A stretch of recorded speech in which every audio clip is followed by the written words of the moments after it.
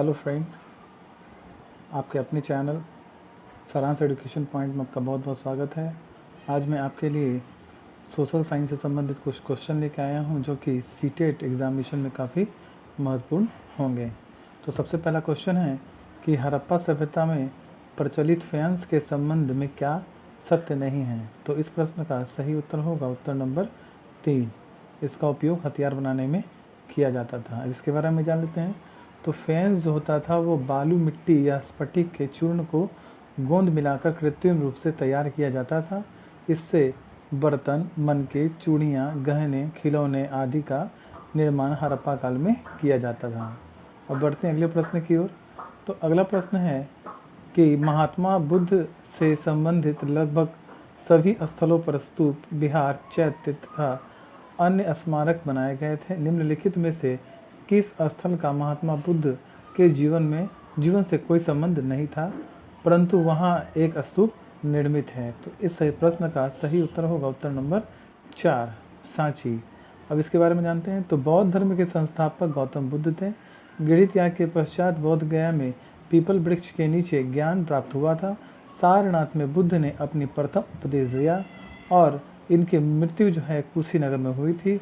इन सभी स्थानों पर स्तूप, चैत्य या विहार हैं, पर मध्य प्रदेश के सांची में बुद्ध के जीवन से कोई संबंध न होने के बाद भी यहाँ स्तूप है।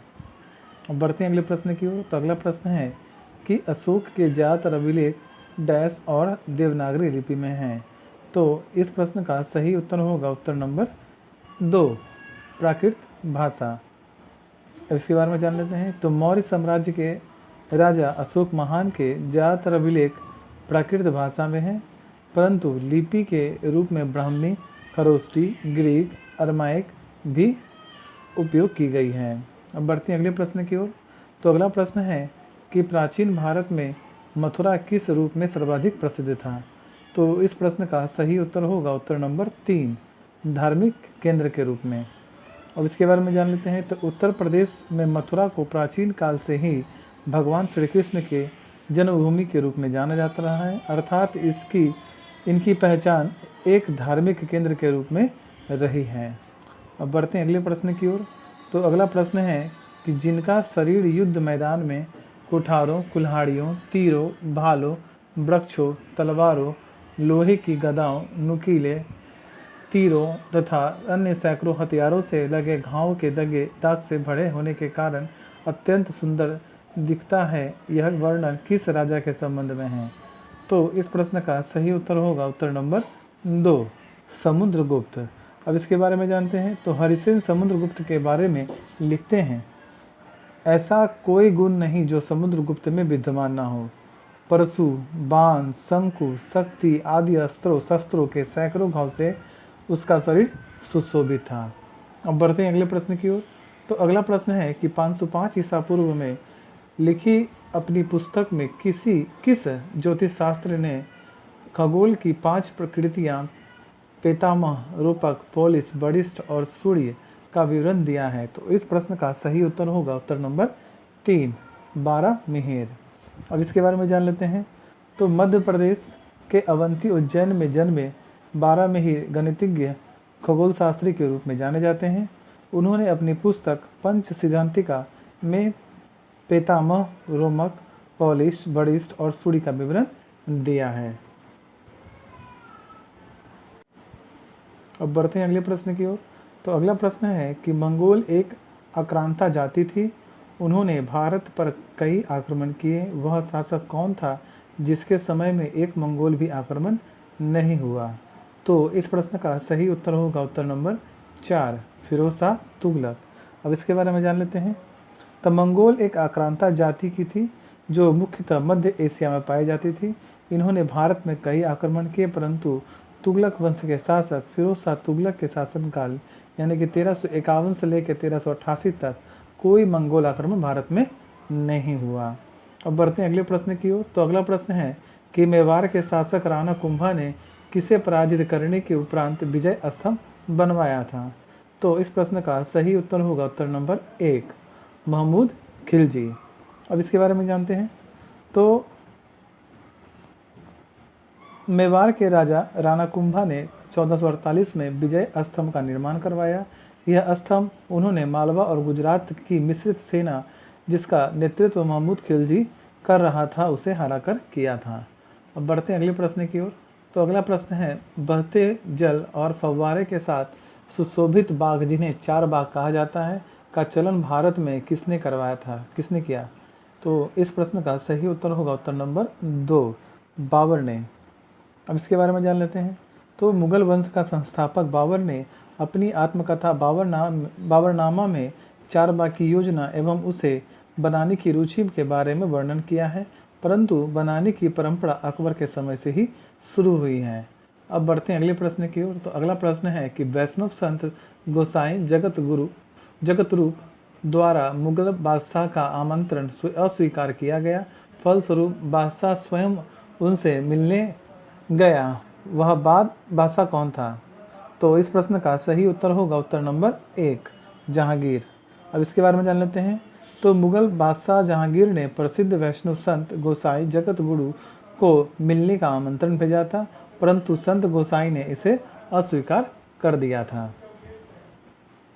अब बढ़ते हैं अगले प्रश्न की ओर। तो अगला प्रश्न है कि पानीपत के तृतीय युद्ध के संबंध में कौन सा कथन असत्य है? तो इस प्रश्न का सही उत्तर होगा उत्तर नंबर 2, यह युद्ध 14 जून 1761 में लड़ा गया था। अब इसके बारे में जान लेते हैं। तो पानीपत का युद्ध, तृतीय युद्ध 14 जनवरी 1761 में अफगानों और मराठों के बीच हुआ था। इस युद्ध में लगभग 28,000 सैनिक मारे गए थे। इस युद्ध में सदाशिव और विश्वासराव की मृत्यु भी हो गई थी। अब बढ़ते हैं अगले प्रश्न की ओर। तो अगला प्रश्न है कि आंग्ल फ्रांसीसी संघर्ष के तहत भारत में कर्नाटक का प्रथम युद्ध हुआ, कौन सा इस युद्ध के कारणों में नहीं था? तो इस प्रश्न का सही उत्तर होगा उत्तर नंबर 4, कर्नाटक नवाब का विद्रोह। अब इसके बारे में जान लेते हैं। तो भारत में एंग्लो कर्नाटक युद्ध 1746 से 48 के बीच हुआ। इसका प्रमुख कारण ऑस्ट्रिया में उत्तराधिकारी के प्रश्न पर इंग्लैंड एवं फ्रांसीसियों के बीच सहमति का न होना और इसके अलावा अमेरिका में अपने वैश्विक विस्तार के लिए संघर्ष और साथ ही साथ भारत में व्यापारिक स्वामित्व प्राप्त करना रहा। इसमें कर्नाटक के नवाब के विद्रोह का कोई कारण नहीं था। अब बढ़ते हैं अगले प्रश्न की ओर। तो अगला प्रश्न है कि 1857 की क्रांति को स्वतंत्रता का प्रथम संग्राम क्यों कहा जाता है? तो इस प्रश्न का सही उत्तर होगा उत्तर नंबर 4। तो पहला है कि क्योंकि क्रांति का संबंध किसी एक संप्रदाय से नहीं था। दूसरा है यह क्रांति अंग्रेजों को भारत से बाहर निकालने हेतु थी। तीसरा है इसमें राजा, सैनिक, जनता सभी ने भाग लिया था। अब इसके बारे में जान लेते हैं। तो 1857 की क्रांति किसी धर्म या समुदाय विशेष नहीं थी। इसका मुख्य उद्देश्य अंग्रेजों को देश से बाहर निकालने का था और इस क्रांति में राजा, सैनिक व सभी वर्गों ने भाग लिया था। अब बढ़ते हैं अगले प्रश्न की ओर। तो अगला प्रश्न है कि निम्नलिखित में से किन क्रांतिकारियों ने यूएसए में यूनाइटेड इंडिया हाउस स्थापित किया था? तो इस प्रश्न का सही उत्तर होगा उत्तर नंबर 1, तारकनाथ दास और जीडी कुमार। अब इसके बारे में जानते हैं। तो दो भारतीय क्रांतिकारी तारकनाथ दास एवं जीडी कुमार ने अमेरिका में 1910 ईस्वी में यूनाइटेड इंडिया हाउस की स्थापना की थी। अगला प्रश्न है कि क्रमबद्ध कीजिए। तो इसमें दिया हुआ है CR फार्मूला, गांधी जी जिन्ना समझौता, कैबिनेट मिशन और बेबल प्लान। अब इसको सीरियल से एकत्रित कीजिए। तो इस प्रश्न का सही उत्तर होगा उत्तर नंबर 2, 1, 3, 4, 2, यानी कि CR फार्मूला यानी कि 1944 में हुआ था, कैबिनेट मिशन 24 मार्च 1946 में हुआ था और गांधी जिन्ना समझौता सितंबर 1944 में हुआ था और बेबल योजना 4 जून 1945 में हुआ था। अब बढ़ते हैं अगले प्रश्न की ओर। तो अगला प्रश्न है कि सूची 1 और सूची 2 के साथ सुमेलित कीजिए। एक बार आप भी देख लीजिए और सुमेलित करने का प्रयास कीजिए। तो इस प्रश्न का सही उत्तर होगा उत्तर नंबर 2, यानी कि 2, 1, 3, 4, यानी कि कांग्रेस का संपूर्ण स्वाधीनता प्रस्ताव 31 दिसंबर 1929 को पूर्ण स्वतंत्रता दिवस पूर्ण स्वराज दिवस 24 जनवरी 1930 को, दांडी मार्च 12 मार्च 1930 को और द्वितीय गोलमेज सम्मेलन सितंबर 1931 को। अब बढ़ते हैं अगले प्रश्न की ओर। तो अगला प्रश्न है कि देश के नागरिकों का राज्य की निरंकुशता तथा स्वेच्छाचारी स्रोत शासन से बचाव करता है। तो इस प्रश्न का सही उत्तर होगा उत्तर नंबर 2, मूल अधिकार। अब इसके बाद अगला क्वेश्चन देखते हैं। अगला क्वेश्चन है कि मूल अधिकार के विषय में सत्य है। तो इस प्रश्न का सही उत्तर होगा उत्तर नंबर 3, ये दोनों सत्य है। यानी कि पहला है यह नागरिकों को अपने अधिकारों के प्रति सुरक्षा प्रदान करता है और दूसरा है यह सरकारी सत्ता एवं संस्था के लिए बाध्यकारी है। अब इसके बारे में जान लेते हैं। तो भारतीय संविधान ने नागरिकों को सम्मानपूर्वक जीवन जीने हेतु मूल अधिकार प्रदान किए हैं, जो नागरिक को अपने अधिकारों के लिए सुरक्षा प्रदान करता है, जो सरकारी संस्था एवं सत्ता के लिए बाध्यकारी हैं, अर्थात नागरिकों के मूल अधिकारों को कोई संस्था या सत्ता नष्ट नहीं कर सकती है। अब बढ़ते हैं अगले प्रश्न की ओर। तो अगला प्रश्न है कि संविधान का अनुच्छेद 312 राज्यसभा को निम्नलिखित में से किसका अधिकार प्रदान करता है। तो इस प्रश्न का सही उत्तर होगा उत्तर नंबर 3, एक अखिल भारतीय सेवा सृजित करने का। अब इसके बारे में जान लेते हैं। तो भारतीय संविधान का अनुच्छेद 312 राज्यसभा को अधिकार प्रदान करता है कि यदि राज्यसभा में उपस्थित और मत देने वाले सदस्यों में से कम 2/3 सदस्यों द्वारा संकल्प पारित किया जाए कि राष्ट्रीय हित में यह आवश्यक है कि संसद विधि द्वारा संघ एवं राज्यों के लिए सम्मिलित एक या अधिक अखिल भारतीय सेवा का सृजन करे, तो संसद अखिल भारतीय सेवा का सृजन करेगी। अब बढ़ते हैं अगले प्रश्न की ओर। तो अगला प्रश्न है कि भारत में लोकसभा स्पीकर डैश। तो इस प्रश्न का सही उत्तर होगा उत्तर नंबर 2, चयनित किया जाता है। इसके बारे में जान लेते हैं। तो भारत में लोकसभा चुनाव के पश्चात जो भी बहुमत दल का होता है और सरकार बनाने का दावा करता है, वो अपने सदस्यों में से किसी एक को लोकसभा का अध्यक्ष चयन करता है। अब बढ़ते हैं अगले प्रश्न की ओर।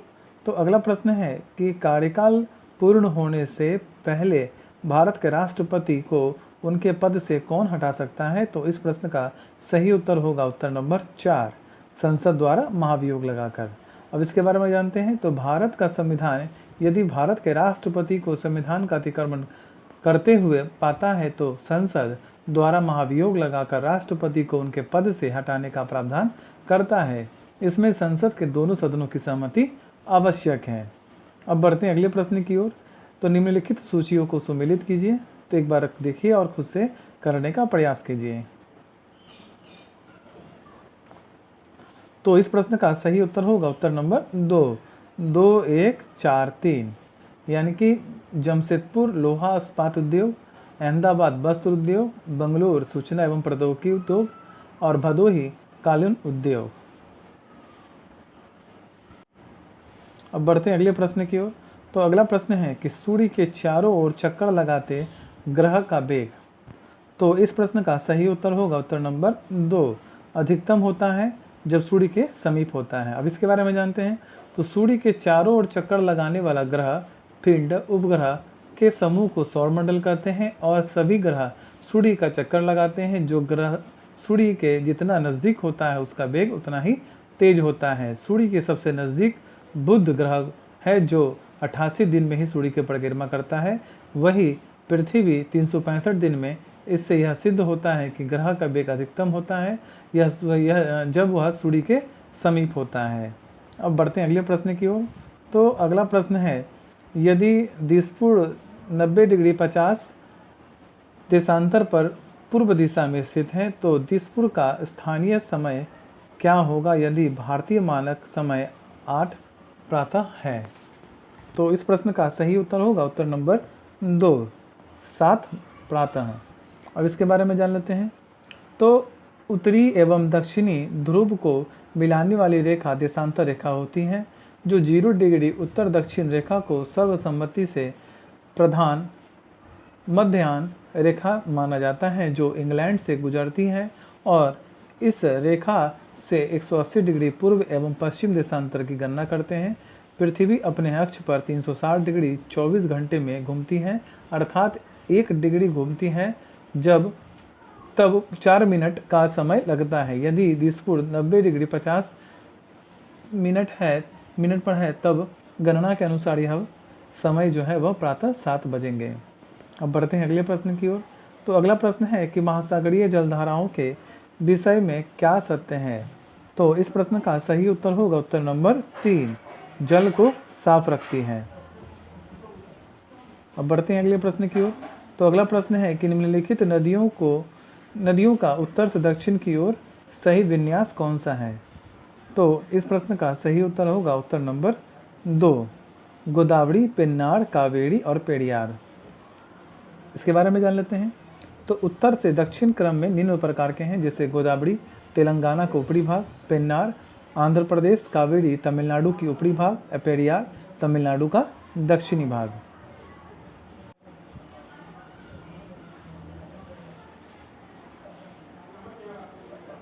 अब बढ़ते हैं अगले प्रश्न की ओर। तो अगला प्रश्न है कि निम्नलिखित में से कौन सा सुमेलित नहीं है। तो इस प्रश्न का सही उत्तर होगा उत्तर नंबर 3, जायद, कपास और जूट। अब इसके बारे में जान लेते हैं।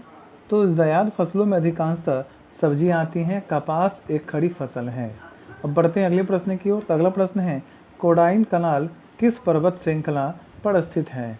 तो इस प्रश्न का सही उत्तर होगा उत्तर नंबर 2, पालिनी। अब इसके बारे में जानते हैं। तो कोडाई कनाल तमिलनाडु की पालिनी पहाड़ी के दक्षिणी अग्रभाग पर स्थित है। यह मदुरई से 120 किलोमीटर उत्तर पश्चिम भाग पर है। अब बढ़ते हैं अगले प्रश्न पर। तो अगला प्रश्न है कि बड़खान भू आकृति का निर्माण होता है। तो इस प्रश्न का सही उत्तर होगा उत्तर नंबर 4, वायु निक्षेप द्वारा। अब बढ़ते हैं अगले प्रश्न की ओर, जो कि आज का अंतिम प्रश्न है। तो जिस मुद्रा में भुगतान करने पर लेनदार कानूनी तौर पर स्वीकार करने से इनकार नहीं कर सकता उसे कहते हैं। तो इस प्रश्न का सही उत्तर होगा उत्तर नंबर 1, विधिग्राह मुद्रा। अब इसके बारे में जान लेते हैं। तो विधिग्राह मुद्रा वह मुद्रा है जिसे विधि द्वारा मान्यता दी जाती है, जैसे भारत के सिक्के, नोट विधिग्राह है। इसे कानूनी तौर पर कोई भी व्यक्ति स्वीकार करने से इनकार नहीं कर सकता है। अगर ये वीडियो आपको पसंद आए तो प्लीज़ लाइक, सब्सक्राइब, कमेंट करना ना भूलें, क्योंकि आपके सब्सक्राइब करने पे ही आप मेरा अगला वीडियो देख पाएंगे। धन्यवाद।